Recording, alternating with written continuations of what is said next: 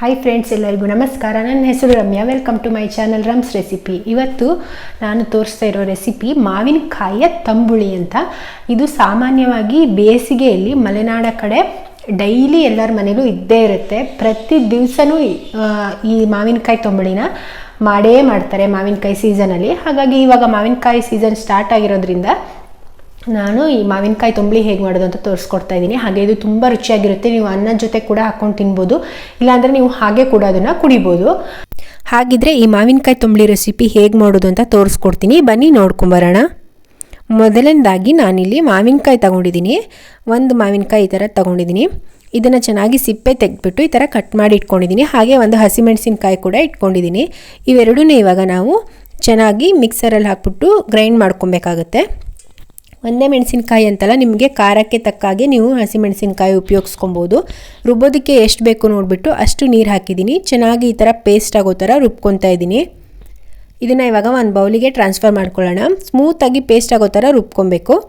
ಆ ಮಿಕ್ಸರ್ ಜಾರ್ಗೆ ಸ್ವಲ್ಪ ನೀರು ಹಾಕ್ಬಿಟ್ಟು ಅದನ್ನು ಕೂಡ ಸೇರಿಸ್ತಾ ಇದ್ದೀನಿ. ಇಲ್ಲಿ ನೀವು ಕನ್ಸಿಸ್ಟೆನ್ಸಿ ಎಷ್ಟು ಬೇಕು ನೋಡಿಬಿಟ್ಟು ಅಷ್ಟು ನೀರನ್ನು ಸೇರಿಸ್ಕೊಬೋದು. ಇವಾಗ ನಾನು ಇದಕ್ಕೆ ಅರ್ಧ ಕಪ್ ಆಗೋಷ್ಟು ತೆಂಗಿನಕಾಯಿ ಹಾಲು ಸೇರಿಸ್ತಾ ಇದ್ದೀನಿ. ಈ ತೆಂಗಿನಕಾಯಿ ಹಾಲು ಬದಲು ನೀವು ತೆಂಗಿನಕಾಯಿ ತುರಿನ ಮಾವಿನಕಾಯಿ ಜೊತೆಗೆ ರುಬ್ಬೇಕಿದ್ರೆ ಕೂಡ ಹಾಕ್ಕೊಬೋದು. ಇದಕ್ಕೆ ನಾನಿವಾಗ ರುಚಿಗೆ ತಕ್ಕಷ್ಟು ಉಪ್ಪು ಸೇರಿಸಿದ್ದೀನಿ. ಚೆನ್ನಾಗಿ ಮಿಕ್ಸ್ ಮಾಡ್ಕೊತಾ ಇದ್ದೀನಿ. ನೋಡಿ, ಈ ಹದದಲ್ಲಿದೆ. ಕನ್ಸಿಸ್ಟೆನ್ಸಿ ಎಷ್ಟು ಬೇಕೋ ನೋಡಿ ಸೆಟ್ ಮಾಡ್ಕೊತಾ ಇದ್ದೀನಿ.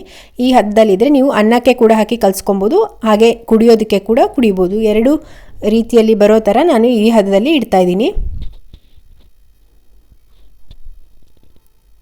ಇವಾಗ ಇದಕ್ಕೆ ನಾವು ಒಂದು ಒಗ್ಗರಣೆ ಮಾಡ್ಕೊಳ್ಳೋಣ. ಒಗ್ಗರಣೆಗೆ ನಾನಿಲ್ಲಿ ಕೊಬ್ಬರಿ ಎಣ್ಣೆ ಬಳಸ್ತಾ ಇದ್ದೀನಿ. ಈ ಮಾವಿನಕಾಯಿ ತಂಬುಳಿಗೆ ನೀವು ಕೊಬ್ಬರಿ ಎಣ್ಣೆ ಬಳಸಿದರೆ ಆ ತಂಬುಳಿಯ ರುಚಿ ಇನ್ನೂ ಹೆಚ್ಚಾಗುತ್ತೆ. ಹಾಗಾಗಿ ಕೊಬ್ಬರಿ ಎಣ್ಣೆ ಬಳಸಿನೇ ಮಾಡಿ, ತುಂಬ ಚೆನ್ನಾಗಿರುತ್ತೆ. ಅದಕ್ಕೆ ಒಂದು ಅರ್ಧ ಚಮಚ ಆಗೋಷ್ಟು ಸಾಸಿವೆ ಹಾಕ್ತಾಯಿದ್ದೀನಿ. ಸಾಸಿವೆ ಸ್ವಲ್ಪ ಚಟ್ಪಟ ಅಂತ ಸಿಡಿದ ಮೇಲೆ ಇದಕ್ಕೆ ಒಂದು ಒಣಮೆಣಸಿನ್ಕಾಯಿನ ಕಟ್ ಮಾಡಿಬಿಟ್ಟು 2 ಪೀಸಾಗಿ ನಾನು ಈ ಥರ ಹಾಕ್ತಾಯಿದ್ದೀನಿ. ಹಾಗೆ ಸ್ವಲ್ಪ ಒಂದು ಚಿಟಿಕೆ ಆಗೋಷ್ಟು ಹಿಂಗೆ ಹಾಕ್ತಾಯಿದ್ದೀನಿ. ಮಾವಿನಕಾಯಿ ತಂಬುಳಿಗೆ ಇಂಗಿನ ಒಗ್ಗರಣೆ ಬಿದ್ರೇ ಅದ್ರ ರುಚಿ ಹೆಚ್ಚಾಗೋದು. ನೋಡಿ, ಇವಾಗ ಒಗ್ಗರಣೆ ರೆಡಿಯಾಗಿದೆ.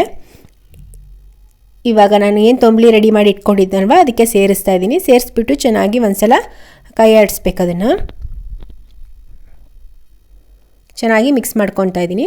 ಈ ಹಂತದಲ್ಲೂ ಕೂಡ ನಿಮಗೆ ಇನ್ನೂ ಸ್ವಲ್ಪ ತೆಳು ಬೇಕು ಅಥವಾ ಇನ್ನೂ ನೀರು ಸೇರಿಸ್ಬೋದು ಅಂತ ಅನಿಸಿದರೆ ನೀರು ಕೂಡ ಹಾಕ್ಕೊಬೋದು. ಈ ಕನ್ಸಿಸ್ಟೆನ್ಸಿ ಸರಿಯಾಗಿದೆ. ಈ ಹದದಲ್ಲಿ ಇಟ್ಟಿದ್ದೀನಿ.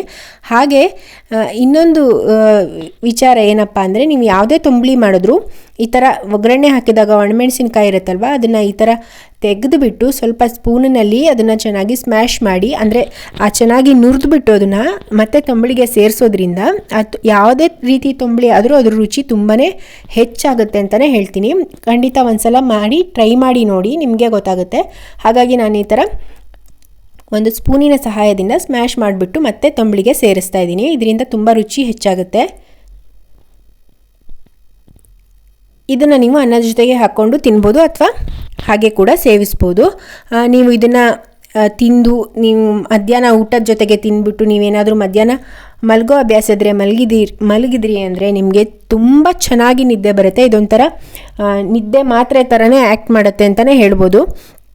ತುಂಬಾ ಚೆನ್ನಾಗಿರುತ್ತೆ. ಈ ಬೇಸಿಗೆಯಲ್ಲಿ ಇದನ್ನು ತಿಂದು ಮಲಗಿಬಿಟ್ರೆ ನಿಮಗೆ ಸೊಂಪಾದ ನಿದ್ರೆ ಅಂತಾರಲ್ವ ಅಥವಾ ಗಾಢ ನಿದ್ರೆ ಅಂತಾರಲ್ವ, ಆ ಥರನೇ ನಿಮಗೆ ನಿದ್ರೆ ಈಸಿಯಾಗಿ ಬರುತ್ತೆ.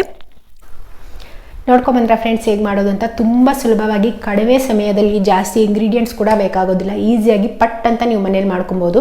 ಇದು ಅನ್ನದಲ್ಲಿ ಹಾಕ್ಕೊಂಡು ತಿನ್ನೋದಕ್ಕೂ ತುಂಬ ಚೆನ್ನಾಗಿರುತ್ತೆ ಅಥವಾ ಹಾಗೆ ಕೂಡ ಕುಡಿಬೋದು. ಖಂಡಿತ ಈ ರೆಸಿಪಿನ ಮನೆಯಲ್ಲಿ ಒಂದ್ಸಲ ಟ್ರೈ ಮಾಡಿ ನೋಡಿ, ತುಂಬ ರುಚಿಯಾಗಿರುತ್ತೆ.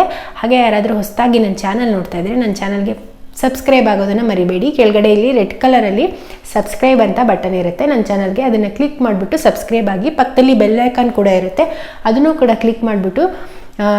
ಕ್ಲಿಕ್ ಮಾಡಿದರೆ ನಿಮಗೆ ಈಸಿಯಾಗಿ ನೋಟಿಫಿಕೇಷನ್ ಬರುತ್ತೆ. ನಾನು ಮುಂದೆ ಯಾವುದೇ ವೀಡಿಯೋಸ್ ಹಾಕ್ತಾ ಹೋದಾಗೂ ನಿಮಗೆ ಫಸ್ಟಿಗೆ ನೋಟಿಫಿಕೇಷನ್ ಬರುತ್ತೆ. ನೀವು ಈಸಿಯಾಗಿ ನನ್ನ ವೀಡಿಯೋಸ್ನ ನೋಡ್ಕೊಬೋದು. ಹಾಗೆ ಈ ವಿಡಿಯೋ ಇಷ್ಟ ಆಗಿದ್ರೆ ಪ್ಲೀಸ್ ಕೆಳಗಡೆ ಲೈಕ್ ಬಟನ್ ಇದೆ, ಅದನ್ನು ಕೂಡ ಕ್ಲಿಕ್ ಮಾಡಿಬಿಟ್ಟು ನನ್ನ ಚಾನಲ್ಗೆ ಸಪೋರ್ಟ್ ಮಾಡಿ ಅಂತ ಹೇಳ್ತೀನಿ. ನಾನು ಮತ್ತೆ ಇನ್ನೊಂದು ರೆಸಿಪಿಯೊಂದಿಗೆ ಸಿಗ್ತೀನಿ. ಅಲ್ಲಿವರೆಗೆ ಬಾಯ್, ಟೇಕ್ ಕೇರ್.